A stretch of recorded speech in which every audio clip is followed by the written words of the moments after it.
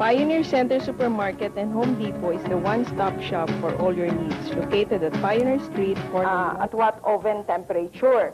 Now, normally I roast my walnuts at 325 degrees Fahrenheit for around 10 minutes. But if you're using walnuts in cans, you don't have to roast it, no? Now, kayo naman dyan, we're encouraging you to keep on writing to us. Malay nyo, kayo ang maging next lucky letter sender namin. So, Tats, why don't you, pour the tea, no? Okay. Yan, kakain na kami ni Tats. No? By the way, yung ating scones, saka yung muffins, if they like to eat it, they can eat it with jam, clotted cream, no? Kayo naman ho dyan, we're encouraging you to keep on writing. Malay nyo, kayo ang lucky letter sender namin, no?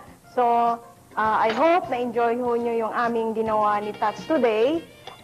Please keep on watching for more exciting dishes. See you next week. Bye. Bye. Pioneer Center Supermarket and Home Depot is the one-stop shop for all your needs.